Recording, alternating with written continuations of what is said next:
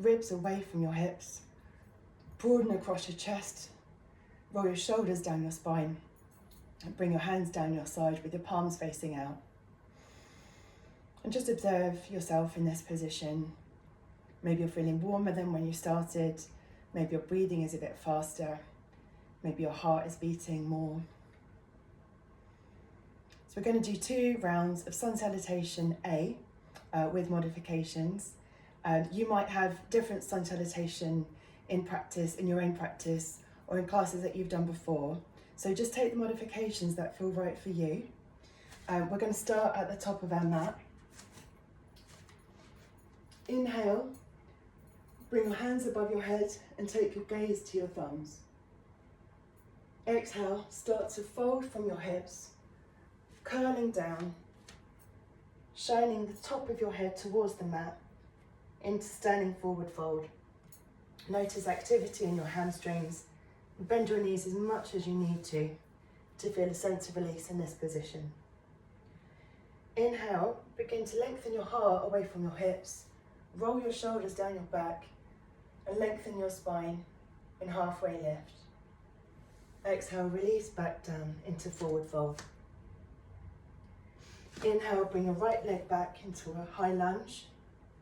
Bring your left leg back to join it into high plank.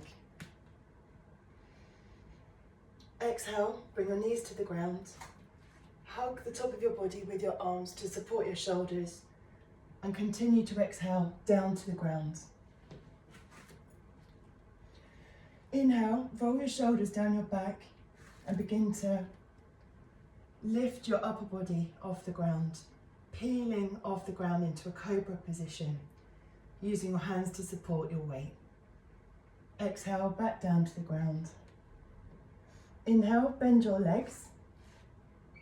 Exhale, press your whole upper body away from the ground, coming through puppy dog position if you need to, which is arms stretched out in front of you and knees bent. And you can stay here for a bit of a rest or come up into downward dog. Again, bending your knees as much as you need to find length in your spine. But imagine that you're tearing the mat in two. There's activity running all the way from your hands to your feet. And there's strength throughout your whole body. Inhale, walk to the top of your mat and begin to unfold back to standing. Exhale to release.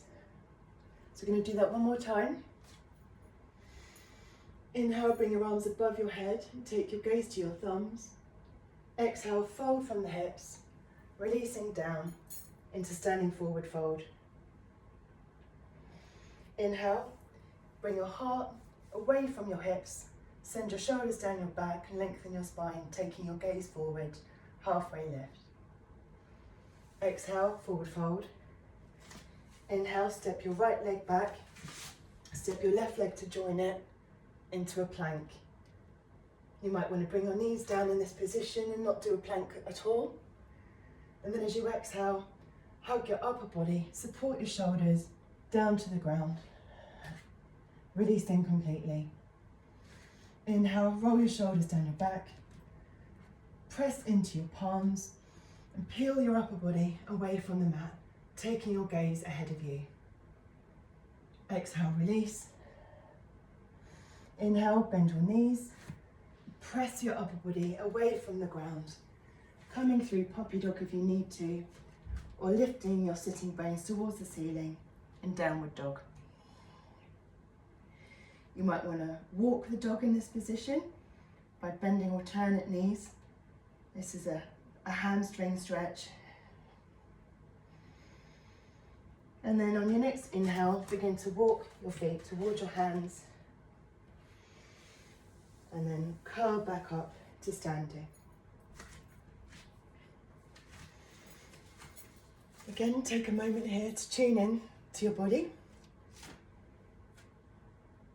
We're going to do a couple of standing balances. Again, just listen to your body and I'll give you modifications if you need them. We're going to start with a lunge. with an option to twist in that position.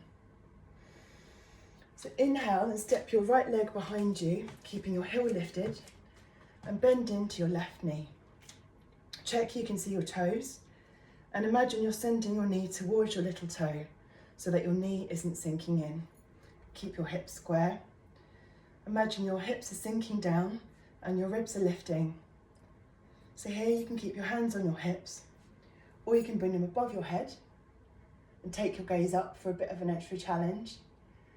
Or you can bring your hands to your heart center and start to send your right elbow to the outside of your left hip, your left thigh, and coming into a twist. So using your hands here by pressing your palms together will really support you in this twist. And then take your gaze over your left shoulder. And notice your breath reaching the right hand side of your body, maybe the upper part of your lungs. And tuning into your breathing here will really support you. Breathing with your diaphragm supports your lumbar pelvic stability. So inhale, bend your right leg and bring your feet together. So we're going to do the same on the other side. Inhale, bring your left leg out behind you. So your back leg is strong, your heel's lifted, and your front knee is bent. Check you can see your toes. And imagine you're sending your right knee towards your little toe. Again, you can bring your hands to your hips and check that they're square. Check that your shoulders are over your hips, so your spine is long, that you're not sinking or you're not overextending. You can bring your hands above your head, or you can bring them into Anjali Mudra. And pressing your palms together might support you if you feel inclined to twist in this position by bringing your left elbow to the outside of your right knee and taking your gaze over your right shoulder. And twists are really good for all your inner organs. That should give them all a bit of a massage. Inhale, bend your left leg and come back to standing. So from here, I'm going to get some blocks and show you how to use them if you need them. So ground your weight into your left foot and maybe take a small bend in your left knee. Bring your hands to prayer or to your hips and begin to extend your right leg out behind you as you bring your upper body towards the ground. Imagine you're sending energy and shifting your weight into your left thigh. Now this might be enough for you, just lifting your right leg out slightly behind you might be enough. But if you're feeling inclined to lift your legs more, again keeping your hips square, coming into a warrior 3 position, you might want to use your blocks here, or you might feel like lifting your arms up ahead of you